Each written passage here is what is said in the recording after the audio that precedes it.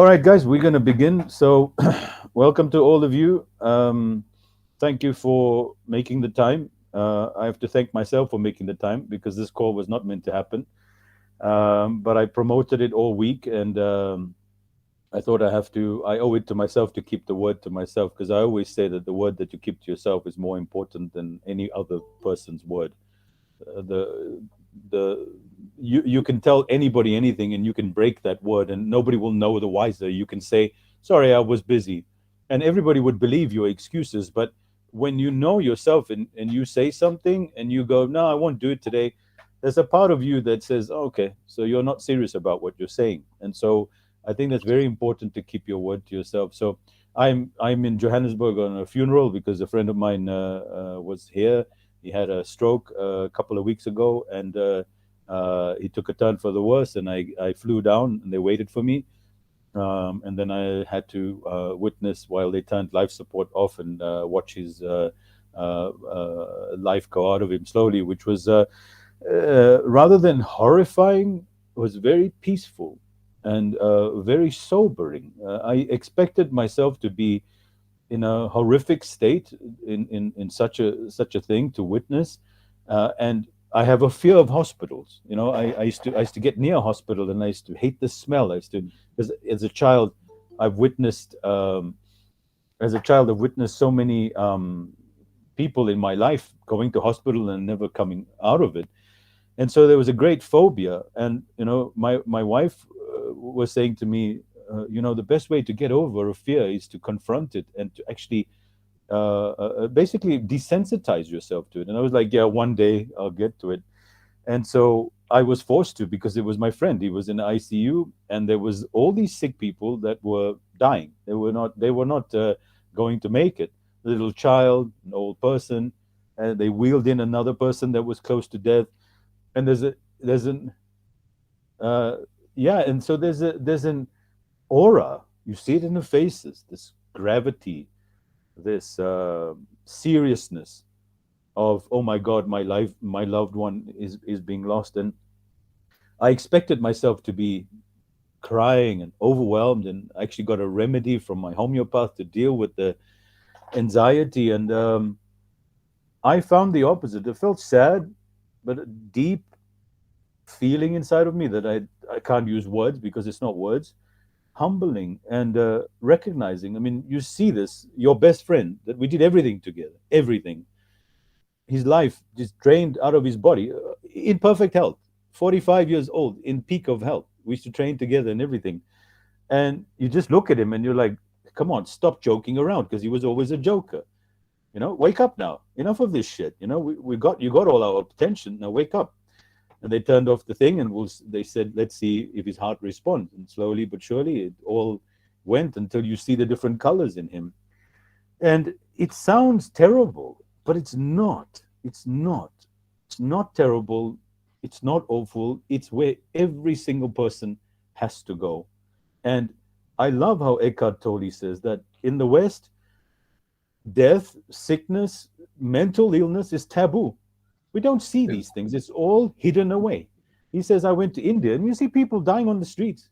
You see animals lying there. You see mad people. You see people that are not well, old people on the streets, disabled. And Western society generally has sort of sanitized it. So you don't even think about death. You think you're going to be here forever, and then you suffer your problems. And my friend was a perfect example of the opposite. Every meal he ate, he was the best guy to have over because he would just savor every taste and he would just go, And I told him, stop acting. Like, you can't be that excited about every meal. And he's like, I swear to you, this biryani is the best biryani I've ever tasted in my life. And he taught me so much about that. And people didn't take him seriously. They thought he was nuts. But I realized in order to get through life, you have to be a little crazy. Either way, I uh, I I realized that being around death, being around sick people, being around hospitals is what's going to give me a reality check to say, not to say, oh my God, I better hug my children. That's the wrong attitude. This moment will be over. Time is short. That's crap. I don't buy that for a moment.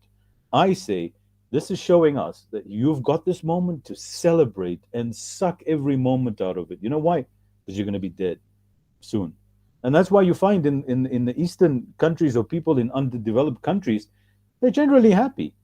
Why? Because they encounter suffering and poverty and death and destruction so frequently. They're like, what are you stressed about that your girlfriend left you, for instance, is a trivial type of thing, right? But now, of course, we all have issues. And so that was the one thing. And so I was very fortunate that my coach was around and I haven't seen him. I saw him 1 year today when another mentor and my guide passed away 10 days to the day.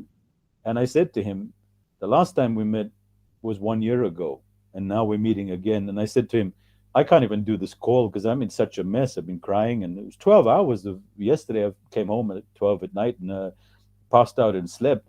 And he said, then you go and you be vulnerable and you share with them because authenticity is beautiful instead of preaching from the from the pulpit saying you should do this and you. So I'm here to tell you guys that I'm destroyed. I'm confused. Life makes no sense. It is what it is. And I don't know any better. I thought I did. And I said to my coach, I have no idea. That's what I've come to realize. And he said, that's a very good place to be. So I'll let you guys share what you're saying. I have one more thing to say about what Denise shared. Susan, welcome. Charmaine, welcome. Silvana, welcome. And all the rest of you as well. I have one else to share with you is that there is the shared feeling around us of helplessness. And that's why in the beginning of the week, I felt this in myself and then with my clients. And then I'm listening to people like Denise shared, how she feels like, I don't know what else to do. I've done everything and I'm not getting the thing that I desperately need. And then Ferdin was sharing me how he lost his mother this week. Ferdin, is that right? Last Friday, yes. Right. Yes. So you see this, and I'm sure if I ask all of you, Otto just mentioned as well. So it's not to say let's all share our grievances, right? Which is perfectly fine. We need people around us, and I hope that you're lucky enough to have someone that can just sit there and listen to you. And if you don't, we're here for you as well because people are lonely out there. So it started out being a great need to tell people you're not alone. Other people are feeling like this, and I'm feeling like that. And it's okay to feel like that. You don't have to put on a brave face. And what I was doing is fighting myself and say, come on, Rashad, you're a life coach. You know what to do. Come on, do it. I can't. And that's okay. It's okay to say, you know what? I feel helpless. I feel hopeless. And I don't see a way out. Now, my coach gave me some wonderful ideas and tips, and I will share that with you. But more importantly, I want you guys to share rather than all your issues, which you're welcome to speak about as well. What do we do in this time? Fardeen, can I ask you to start, please? I would start with pleasure.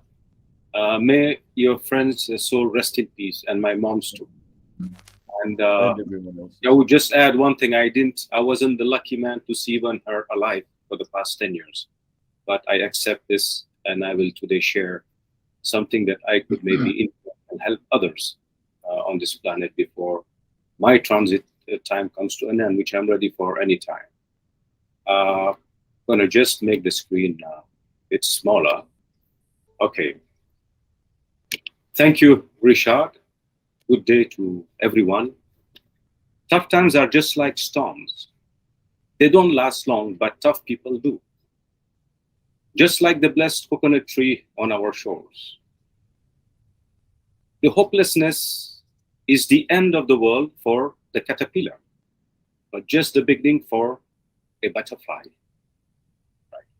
Hopelessness for me is like a bottomless pit, the safest pit to jump into by genuinely accepting and embracing it as a factor beyond your control, which has personally helped me in the past few years and so even the last Friday. For example, the hydroelectric dams. You all know what the water can do if it is not managed.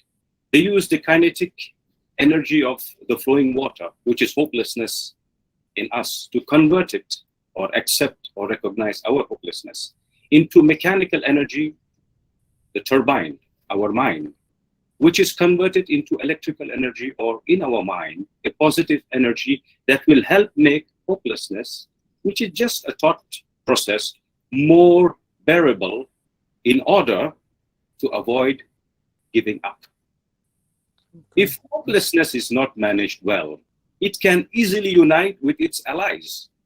That is anxiety, high level of anxiety and fear, and depression, very low amount of energy, which both unfortunately contribute towards a shorter transit time of one's life on this beautiful planet. Therefore, managing feeling of hopelessness, it's a question of to be, to live, or not to be, not to live. To be is long, is full of challenges, it's very tough, but it can be fun too in the long run. And not to be is short, it's less painful, it's easy, but never ever forget, it's not reversible. Once you decide to leave your pain body for whatever reason, you cannot come back. Hopelessness and hope are the different sides of the same coin. Can I stop you there for a second? Please. But then, please, I just want to introduce Celine, and then you can continue in a bit, and then maybe give the rest of it as we go along. I want to just summarize because there was a lot in there. I just need to. Celine, a beautiful soul. I just want to welcome you. Thank you for making the time to stop by, Celine. We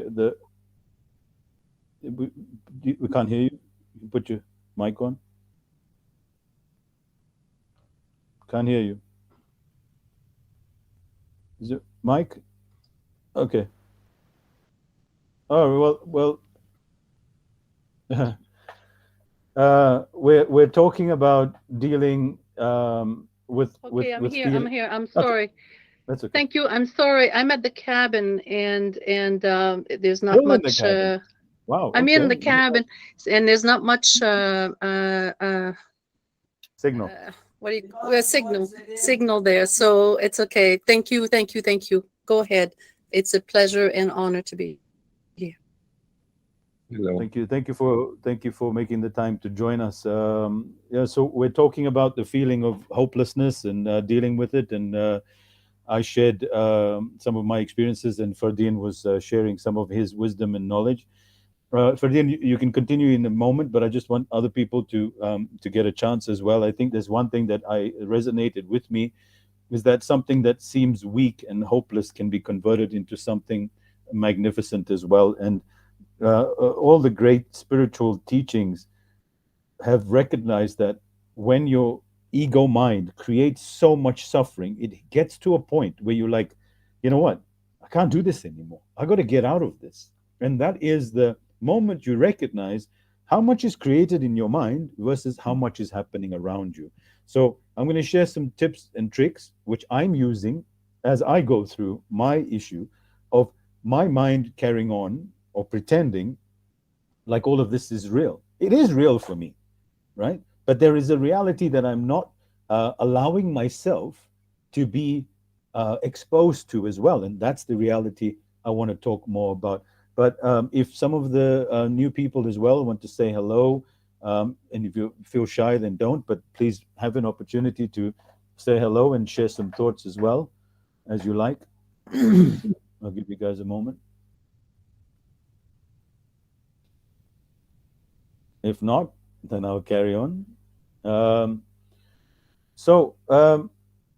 Otto, just a couple of pointers, quick summary, so that we can keep it sort of flowing and get as many people's input as possible.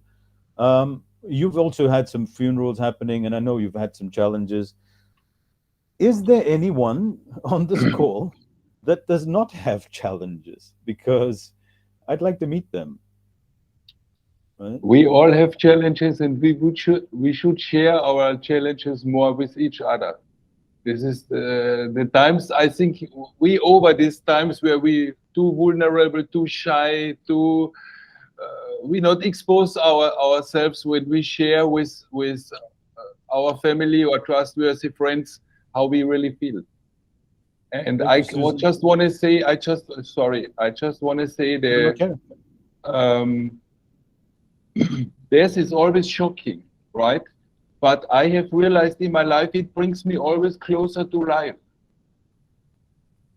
When we have to attend the funeral, when a loved one passed away, a friend, whoever, someone we know for a long time, we always shocked. But then we realize that we're still alive and how precious is life.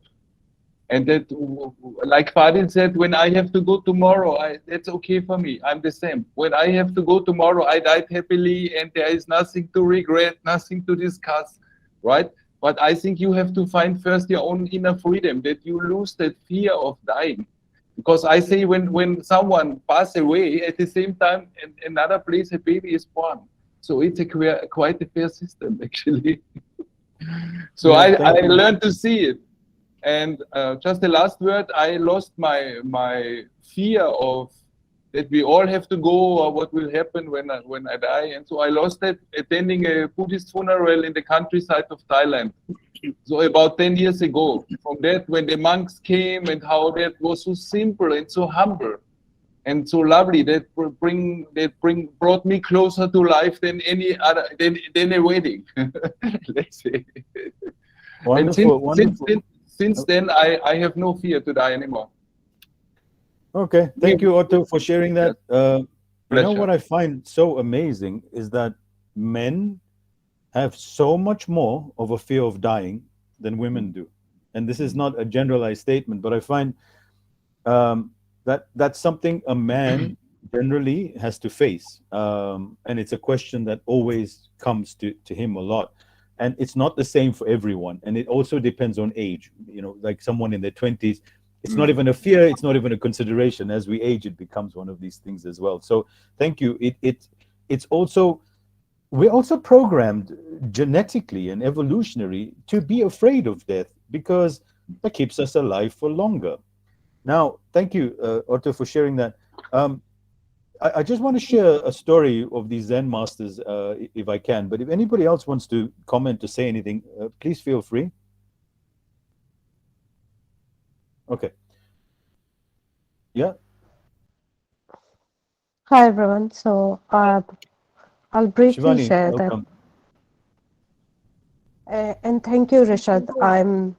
I have been silent participants in your group, and I've been hearing you, and I've gone through a lot, and it has really helped me deal with my situation. So both my parents were brutally murdered back in India, and it was all in national news and media, and Um, I went through a lot of trauma and just self-questioning why this happened, um, why was why everything ended in this way.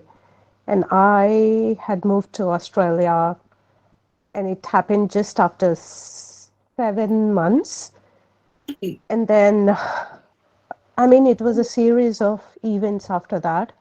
I went through a divorce and complete lockdown. I couldn't go back to India. And so last 4 years have been really, really tough. It's been a journey, but just I've been part of the WhatsApp group, and that whole gratitude thing and positivity has really helped me cope through the situation. And I wake up every day and I thank God really for all the positive things that I have in life. And I mean, and today finally I've been able to just come forward and speak about myself because I think I've been almost silent for 4 years. So Well, thank you to everyone.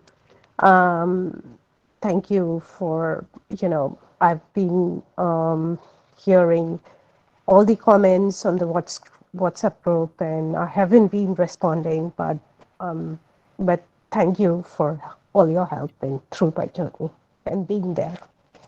Welcome, Shivani. I know I've heard your story in the past, and it's quite sad. Thank you for sharing with us all. Welcome, Ronald.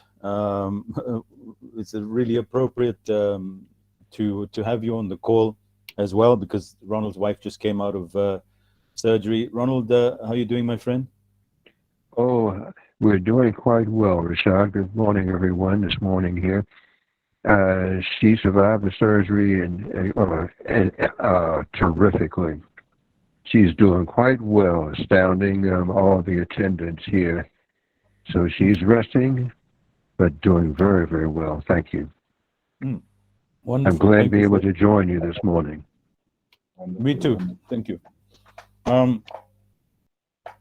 Anybody else wants to share anything? And then I want to move on to a little bit more. Yes, Susan, please do. Hello, Susan. Nice to meet you. Hi, good to meet you also. Good morning, everyone.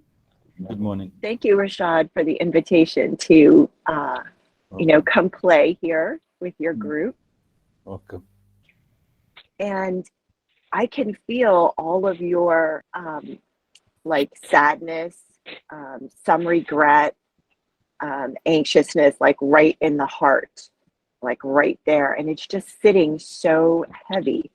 So I thought I might be able to provide some tools or a resource that might support you in helping you through this difficult time. Would that be appropriate?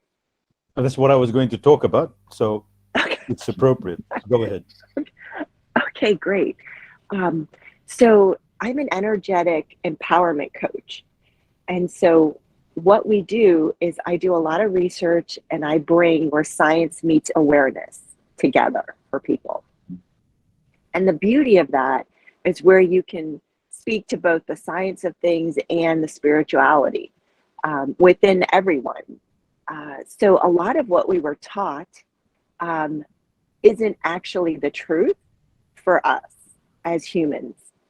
And so there are systems and programmings that were put in place, lifetimes ago, lots of lifetimes ago.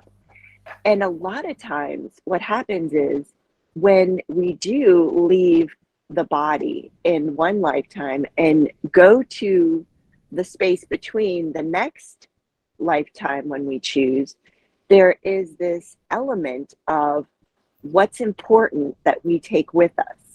So we take with us our judgments, our points of view, things that are really important to us.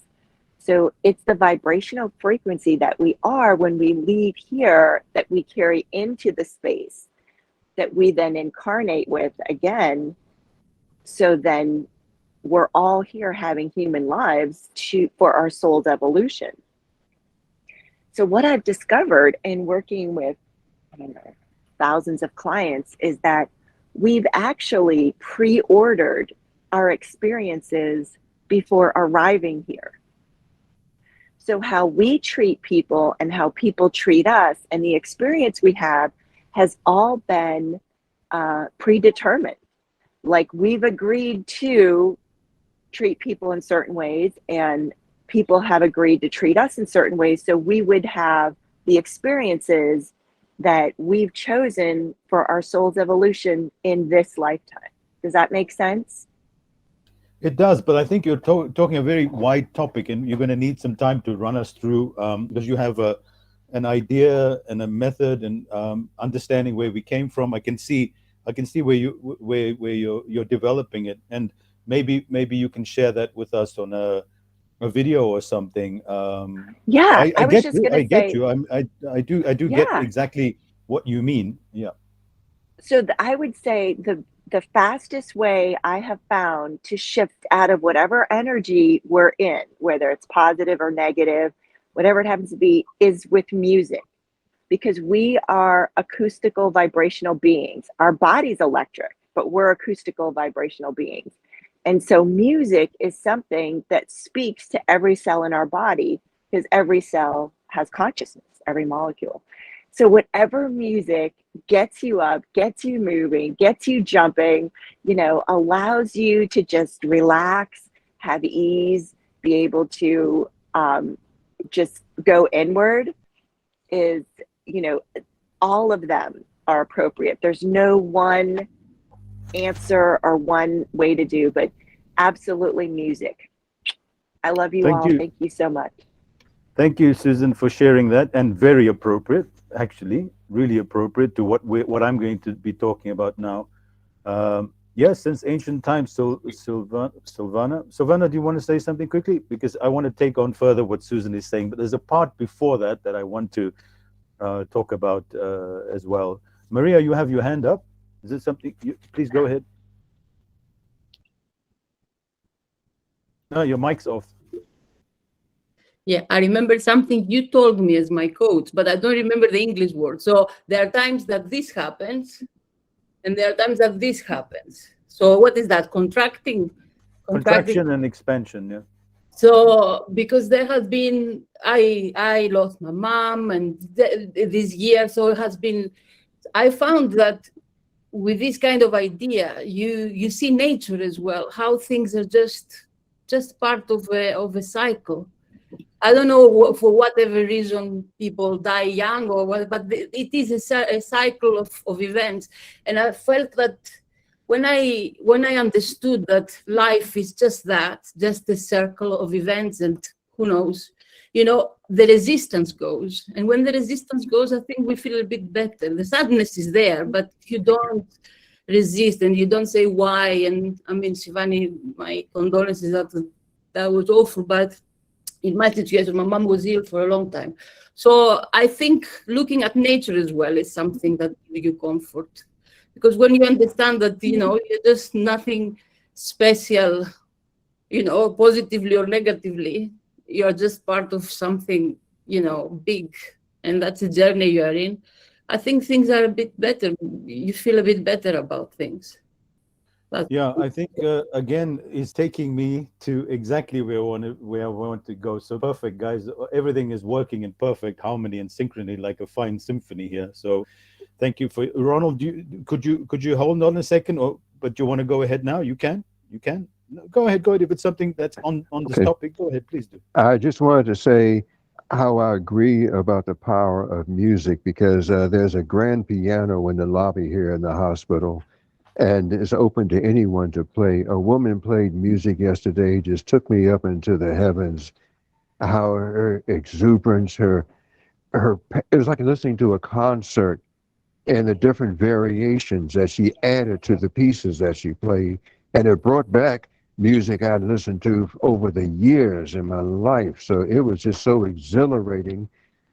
We just had to give her an applause. But even though, too, there are different areas of my lifetime that I've been playing music from my childhood, all genres, recapturing pieces of my soul that I've suppressed. And I'm saying I'm finding missing pieces that this music is uncovering. So, yes, I do agree with that. I don't want to hold any longer, but thank you. Thank you, Ronald. So yes, we're going to come to the topic of music. So thank you, because it's going to come back to the music. So Susan, thank you for preempting that. So in the beginning of the week, what I wanted to tell you is that I put together a special program that I use with my clients, Maria and a few others that have been to it, is to use your body and music to shake you up vibrationally, just like Susan is saying. But here's the thing before that I want us to consider. There is what the mind is saying is real, our suffering, our problems, our situations, and nobody's denying them. But where are they created? In here. If you look around you right now, the death of my friend, is it here? No. The ache in my head, it may be here. Is it going to be here forever? No. So if you can take what Maria was saying, is that recognize logically and understandingly with your mind that everything is fleeting, everything is moving, everything's in moments, but the mind makes it perpetual. So someone died, so he died yesterday, he didn't die today, right? And it's not making fun of you. So remember that your pain, your suffering, your turmoil is real to you. Okay? And then other people associate that particular event with real pain. But it's not pain. It's mind created things. Pain is felt. If I, it hurts. Okay, that's Yes. pain. That's pain. But I know that the moment I stop biting on it, it'll go away. The second part of it is that we have learned helplessness. We are conditioned for suffering. We are conditioned for repeating the same patterns over and over again. So it happened yesterday, but does it have to stay here today and tomorrow? People like Celine and other people in the group that have recognized what's going on behind all of this. So we take the mind out of it, no brain, and we look at our lives and we say, what is this? This is a laptop. This is a table. This is me. What is me? It's a bunch of molecules, chemicals, functions, and all the rest of it, right? So uh, recognizing that there is a joke behind all of this, that your suffering is actually funny. Now, you'd say you have no idea because it's so difficult for me. Nobody's denying your difficulty. But you've got to realize that right now, I may be eating the most delicious tangerine, or nachi as we call it here, I've ever had. But as I'm biting onto this, I am bringing all my mind made suffering that may be real for me into this moment. And you laugh at it and you go, okay, but what does that got to do with the taste of this thing? And we would bring that along. What does that do? Denies us the ability to enjoy this moment. So rather than saying, you no longer, sorry, your suffering is not real, but have you considered the majesty, the taste, the incredible nature of this tangerine?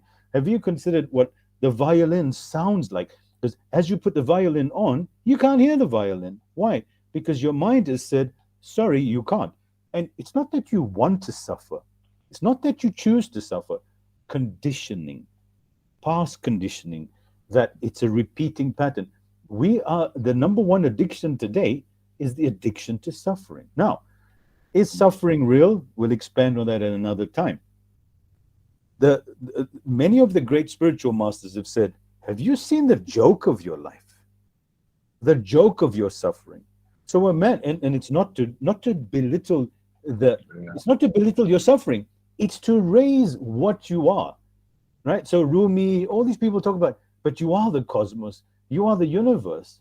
And you're saying, no, but my dad died. So how can I? Okay, your dad died. No denying that. But can you put that on hold? You can't, because it's repeating. Alan Watts is incredible in that. Thank you, Silvana. All these people, great teachers and all the rest of it, is saying, look at the joke of it all. Why? Because seriousness is ego. The ego is saying, you telling me I can enjoy this? I can't enjoy this, don't you know? I just lost my job. Okay, you lost your job. That's fine. But right now, can you enjoy this? No. So you find people who have suffered, whether you had the most atrocious thing happen to you or something less, because what people like to do is have a pity party, and I'm one of them as well. Oh, you think you're bad? You think you got that? I was in hospital for 6 months. You tell me you hurt your foot? What kind of amateur are you? And then the other person goes, I better come up with something serious so we can compare our suffering. It's not to mock it, but because it becomes so addictive. We're there in that process. Now, I have to keep on mentioning, it's real for you. But in existence, is it fair on you to bring all this suffering to this moment? And it's not fair on you. It happened, it happened. Is it happening now? No. So why does your mind keep on bringing it back in? Because it's conditioning, okay? So how do we get out of it? And this is what Susan mentioned. So we have the perception of suffering that happened a moment ago. Like a moment ago, I could have bitten into this and hurt my mouth and be like, oh, in this moment, is it there? No, it's fine. So, but the mind keeps these conditioning patterns to such a point that people jump off bridges, right? I mean, just last week, another man tried to take his life. Thank God he failed at poisoning himself. And I look at him and I was like, you idiot. It's not that bad, really. It's not that bad. You know, listen to his story. Now, of course, I'm comparing. And the other people say, well, you don't know because you're not in that thing. But to take your life when another moment could change the situation, right? So we have a lot of stories in our head that is playing out, and many of them we're not realizing conditioned patterns is what Susan was saying, that they're inherited, and it's what the Indians talk about. This Maya, this wheel of this samsara, this wheel of suffering that we're always tied into. And if we don't take a pause and say, hey, I'm done with this, I'm done with this, I'll feel grief, I'll feel sadness, but there's a time. And now we got to get back to the business of life. And like Eckhart Tolle says, your life situation is not your life. Your life situation is my problems and all the rest of it, right? Yeah, please feel free, Silvana. So I'll let you guys all then jump in. So movement, music, stillness, and all the rest of it. So I put together something that helps us to shake the mind out of the body. Now, the mind is not physically here. We don't know where the mind is because nobody ever opened up a brain cell and says, oh, there's where your thought was. And there's a strong theory that the field of energy that picks up thoughts is above your head and not inside your brain. So that field of energy is affecting you. Lovely Venezolana. Sounds like Venezuela. You put up your hand. Go ahead. I apologize. It wasn't, I didn't mean to do that. My name is Jennifer Lunar. Okay. Welcome. But this is Google Classroom and Oh, this is Jennifer, I remember you. Yes, I remember you. Yeah, yes. yeah. Thank you for joining us. Yeah, go ahead. No, I apologize for that. But I think that it's a lot to do with like cognitive dissonance as well as generational karma that must be cleared, right? You must work that through and it just passes from generation and generation. I'm doing a lot of work with my shadow, and I noticed that these are behaviors. This is just things that have been passed down that my mom's never clear, my grandmother never clear, my great grandmother never clear. I see it in my aunties. I see it in my daughter, and I've been doing a lot of work to get that resolved for my family, so I can teach my daughter to not move it forward, or my you know, my grandchildren, when they do come, they don't have to deal with the same behaviors and thought process that were passed down to me. Like lack was a huge one for us. Feelings of unworthiness, not feeling enough. A lot of that was passed down through the women in my family. And I think that it's just something that is in our genes and in our cells. Our cells record memory.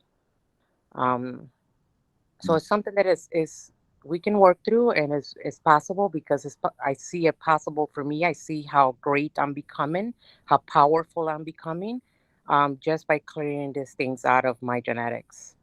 So thank you for that input. I do agree with that and the past patterns and the feelings that we inherited, and the work that we need to do through millions of methods. There are millions of methods.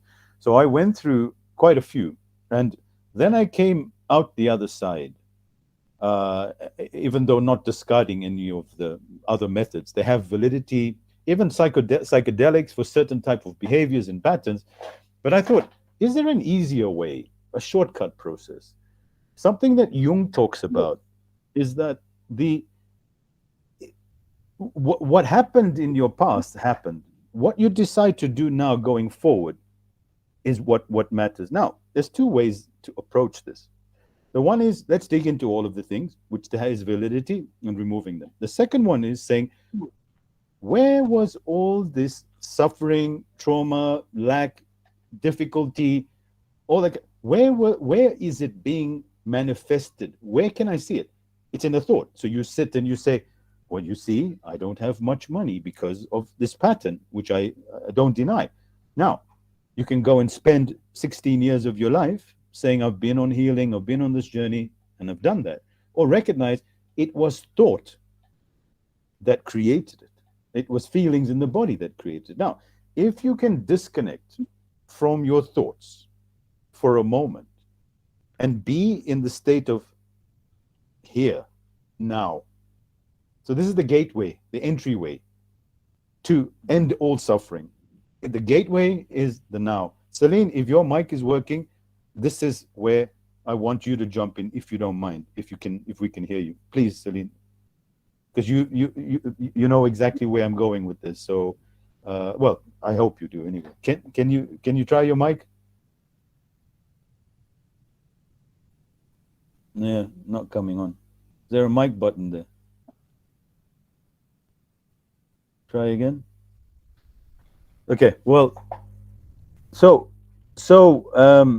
just to Celine, we can't hear you. I don't know. Maybe try restarting your computer or something so we can hear you and get your mic on. So I'll wait for you to get that done. So the now, the here, the now is your gateway to the blessings of your life, the fulfillment of everything that you want. Okay, it's the now, it's here. Now, in order to get to the present moment, you have to be able to quieten down the chatty mind that's saying, but I can't do that right now. I've got this to deal with and I got that to deal with. This is where you have the paths of Zen, you have the teachings of meditation, you have all these techniques to disassociate from all the noises in your head, right? I believe there's one step before that, and is what Susan mentioned, what Ronald mentioned, Maria mentioned, is using your body, and this is what Joe Dispenza's work as well, to shake your body into such a level that you're no longer so strongly associated with the thoughts in your mind and the feelings in your body. And from that, you now have the gateway to the now. There isn't, okay, well, we'll do all of that and now we can go and change our lives and do and all the rest of it. It can only happen now. So what we have to do is to get to the point of now. And the way that we do that is through movement. There's special types of movements, and then there's just general. There is general ways of dealing with it, and then there's the simple way. Put some music on, shake your booty, get that feeling out of you, and then return to this moment and say, in this moment, right here, right now, can you show me the problem? You ask yourself, can you show me the problem? And for 90% of the people, or 99% of the people, let's say now, increase the amount of times that you are in the present moment. That's what your gateway and your doorway to the freedom of suffering patterns past. This is going back to the Buddhist teachings, the Zen teachings, all these great teachings to be able to do that. And I want to give a quote of Rumi, which I love very much. He says, "Dance when you're broken open. Dance if you've torn the bandage off. Dance in the middle of the fighting. Dance in your blood. Dance when you're perfectly free."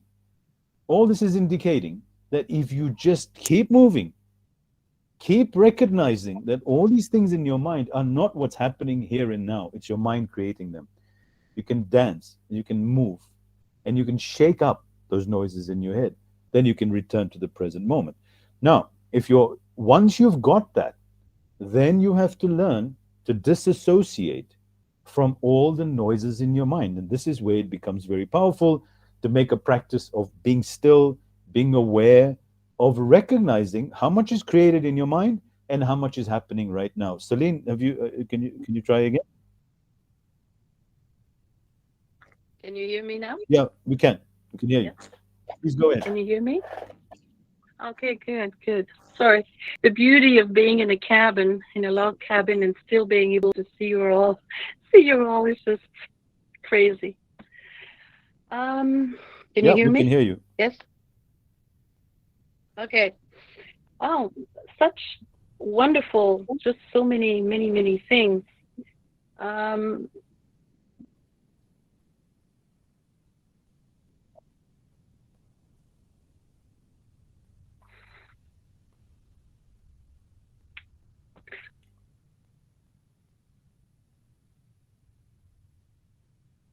with you, Rishant. Oh, it's not going to work. Okay, yeah, go ahead. Good. On cutting it short. It's taking just way too long. Celine, And when I say it's Celine, taking too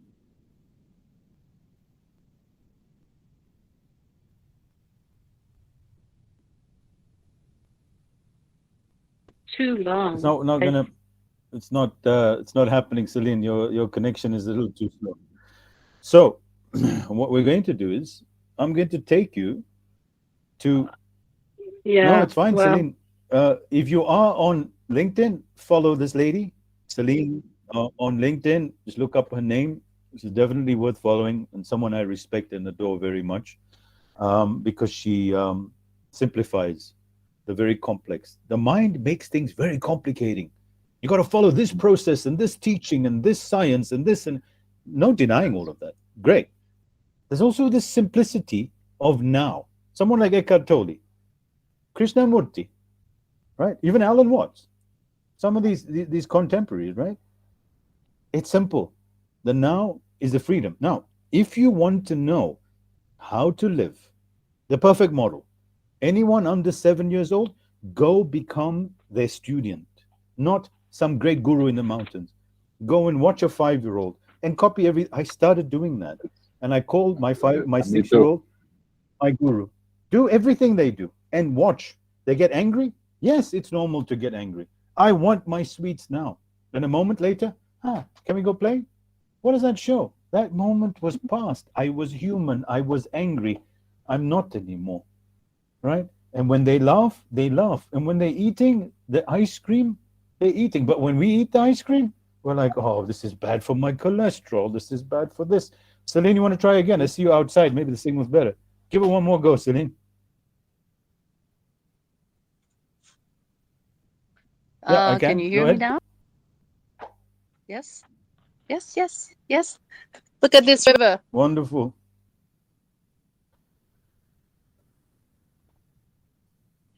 so peaceful.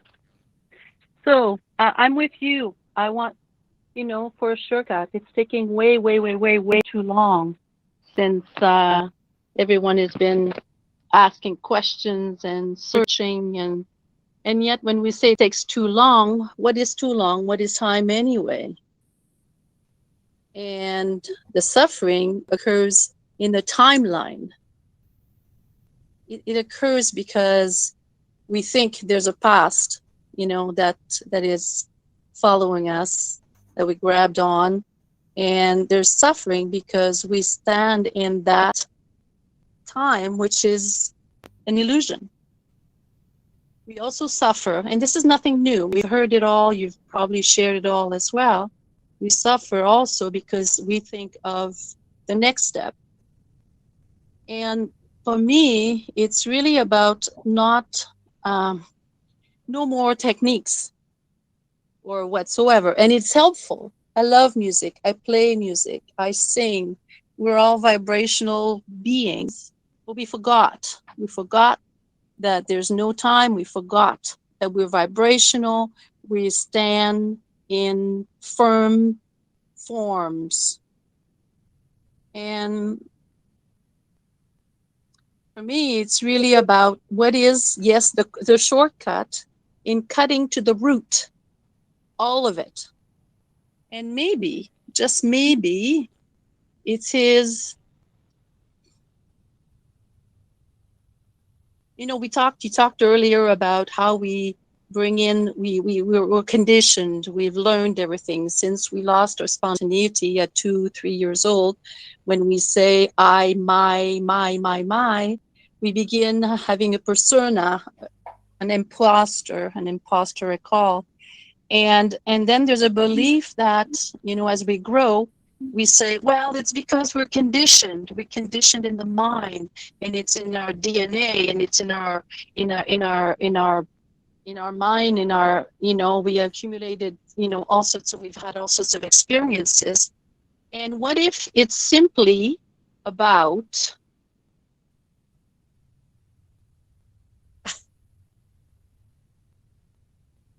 Say that again. knowing, It's simply about knowing totally that this is not real? Yep. How about cutting to the root of stopping the nonsense of saying over and over that we've accumulated all this quote stuff? What if one day I remember when I was 13 years old, because I come from an interesting family, like everyone, we all have interesting families. And I looked up at the sky while my parents were struggling. I called it doing their dishes. And I looked at the sky and I thought, there's got to be something else. It can't be that. And I mean, I've heard all sorts of discussions and fights. And I remember being older and telling my parents, you better do your dishes before I come, because I will not come. And I guess at that point, it was the beginning of knowing that it couldn't just be that. It just could not just be that. And later on in life, you know, I did all sorts of therapies and all sorts of, and it was wonderful. It was very helpful. And I'm not saying it doesn't, you know, it cannot happen in that.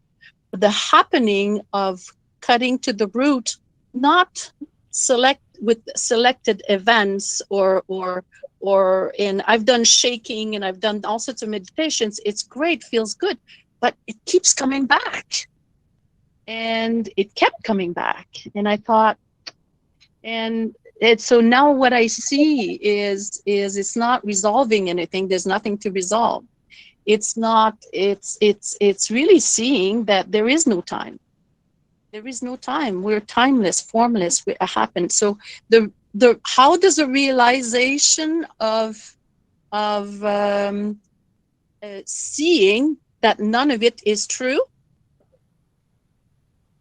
that cannot be explained. That cannot be, it's just an happening in itself. But all the pointers out there, all you guys, all of us together, and pointing, and I just posted something that said, you know, you can point to the moon, but the moon is not the finger. It's a happening for each of us individually. And then I guess it can happen in seeing beauty in a flower, realizing that you're not that which is right now in this time. And that is cutting to the root in the simplicity of, and I guess, yes, I am all for simplicity and of course I would like a magic wand and for, you know, the 8 billion people to get it. And but it's a gradual, you know, we each have our path, yeah. Okay. So, and that moment, and then if there's one teacher, I forget his name, but it always happens in between breath, in between. It's Eckhart Tolle that says it happens in the space between the bodies and so on. So thank you for listening. Thank you, Celine. Thank you. Thank you, I just Celine. want to thank you for sharing your wisdom. I just want to say that everyone is correct. Every view is correct for you. Okay? Whatever works for you, do it. If it's not working, change it. To me, I've arrived at very similar points to where Celine is talking about, is the disassociation. Now, because I do this with clients, I know I can't do this with everybody. Not everybody's here. Not everybody suffered enough. Some people want to change these things, so let them do it. Let them find whatever you want to call it. Give it a name. You know, I'm not a fan of names, but if you say I call it this and I will fix it like this, do this, whatever it is. But to me, in my personal association from everything that appears to be real is your gateway, and that is the present moment. And so, just to conclude what Celine is saying, is that of what Eckhart Tolle said, in between the words, there is a gap. In between my words, there is a gap. What's in the gap? Go find out. But you can't use your mind, because your mind needs a form. It needs something to say, well, what is it? It's not nothing. There is something there. When you have a thought and there's another thought, in between the two thoughts, there's a gap. Don't ask what's in the gap. Can you see the gap? And when you see that gap, and if you can make the gaps, yes, if you aren't having fun, fix it. Yeah, it's all about having fun. Widen the gaps. In between whatever you're doing, widen the gaps. Now, someone will say, but how's that going to get me my new car, or my new girlfriend, or my new this, or my new that? Right? Let's be practical, because the rational mind says, let's be practical. That's another conversation we can have at another time. First of all, when you're suffering, when the suffering appears to be real, I should say, then get out of the suffering mind and recognize first, I need to get out of suffering, number one. When I feel empowered, this is what Eckhart Tolle also says, and all the Zen masters, you will be so much more effective of solving the problems in your life when you disassociate from the suffering. So you're clearing the slate. Now you're creative and you're saying, okay, what's the problem? I need to get that right. Let's go and do it, because it's not bringing in the past. Oh, but it happened yesterday. I don't think it's going to work today. What happens if this happens? You're taking decisive action. And that's where we can use the teachings of Wu Wei, from the ancients as well, the art of not doing.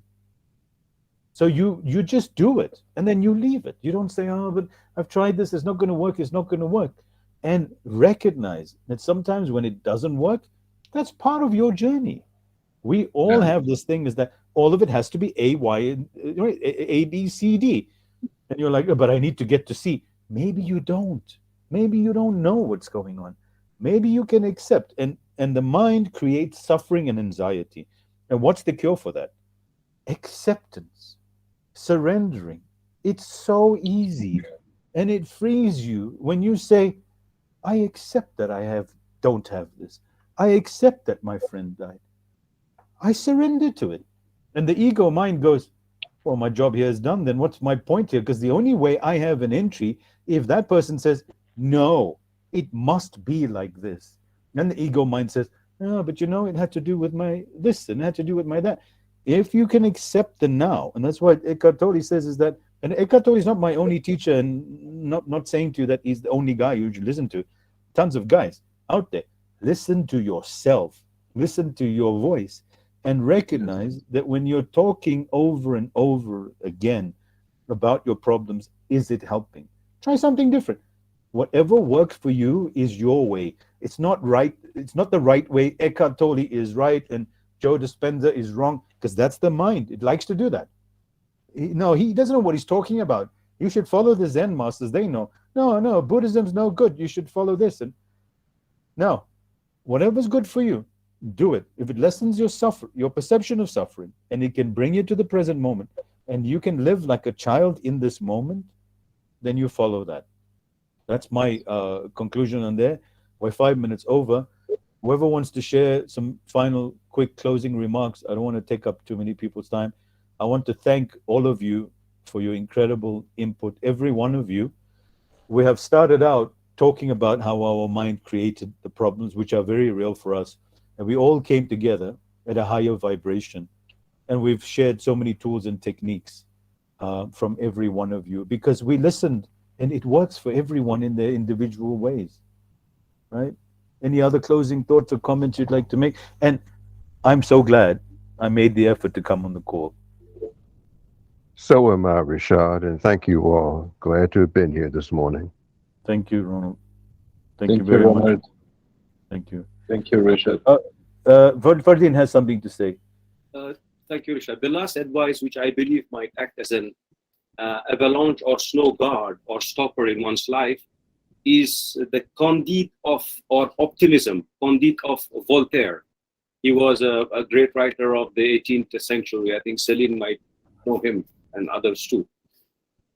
Where he ends his book with a fantastic or wonderful message for humanity, and that is, one must cultivate or work in one's own garden. One must cultivate one's own garden or work with one's own passion to keep one busy and away from the mischiefs and evil of this brutal man-made society, especially politics or whatever. The biggest, okay? So this is what I would advise. Take care of your garden, your passion, and accept, as Richard said, hopelessness, which is the bottomless, the bottom of the bottom, and be mindful. This is the best thing, advice I would give you and take away. I think that's the with very crucial point. with music. Thank you, Fardin. That was really, really good. Mindful. Be aware. Be aware of how you're feeling. Don't become your thoughts. Don't become your feelings. And say, no, looks like I'm sad. Look like I'm feeling like this. Look like I'm feeling like that. As long as you're the awareness. And they asked the Zen master. I'll come to you in a moment. They asked the Zen master who was at his last dying breaths, and they said to him, "Oh, great Zen master, how are you doing?" And he said, "I am fine, but my body is suffering." See the differentiation. There is a difference. The I is untouchable. The I that sees my suffering and my body is untouchable. And that's an entire conversation that Celine may enlighten us with at some point as well. Who had their hand up? Please go ahead. One thing that I found in my journey that was very useful is that I gave love to all those hardships. I've seen the Right. fruit of it. I've seen the lesson of it. I've seen how amazing, how Welcome, brought Shivan. me out, how I seen what I learned. I seen it for a lesson. That's beautiful. So I just switched my perspective, and I just started loving Yes. That's parts of me. I brilliant. love my That's brilliant because there's no resistance. It's not suffering anymore. You're loving your pains. You're loving all those lessons that life takes you. And that's the end of suffering. Love. Love all. Celine, thank you for that. Jennifer, right? Yes, Jennifer. I'll change my name Thank when you, I Jennifer. set my Google chat. Bro, and they don't let you change it. Celine, go ahead. That'll be our final thing. And then Yeah, just one thing about suffering because it comes up all the, you know, and we suffer. Why? Because we feel separate, right? We feel that we're alone. We made ourselves a persona. I go back to that, and every time that we choose one thing or another, a teacher or another, black or white, or joy or pain, we keep separating ourselves. So choosing, having, values, or I just choosing. And I'm not saying that, do you want an apple or a pear? We're talking about something else. We're talking about preferences. We keep ourselves separated. And seeing that we're doing it, contemplating that pattern is also cutting it at the root. It stops because we contemplate in choiceless awareness, which is often used.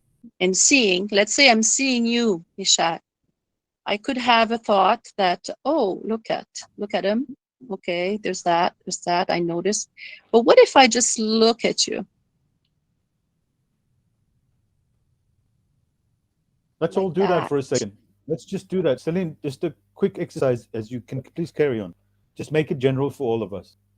Okay, so well, let's we see faces right now. I don't know what some faces are not that, but what if at this time, right now, I see you. I see you in total choiceless awareness. And if there's a thought, we also contemplate that. No preferences.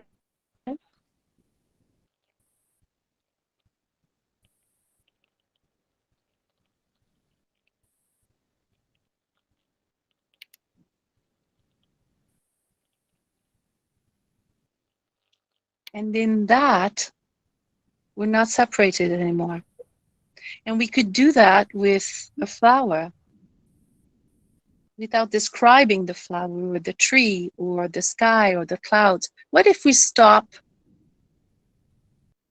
analyzing or choosing or having our preferences?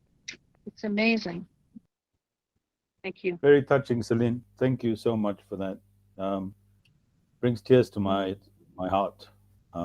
It's that simple. That simple. Thank you, all of you. I hope some of it helped you to recognize things that you can do. And Have a great week in choiceless awareness using Celine's words of wisdom. All of you have shared a lot of wisdom and a lot of practices, and we're all in the process of learning. This is our journeys, our individual journeys, and if we can combine them together, look how diverse what we spoke about here is. None of it is wrong, and all of it is magnificent, and all of you are, right? Have a blessed week, and be present. Be present. Okay. Take care, guys. Love you all. See you on our Bye. next call. We'll try and do it Thank you, regularly. everyone. Have a good week. Okay. Thank you, everyone. Bye, Bye-bye. guys. Bye bye. Bye. Bye.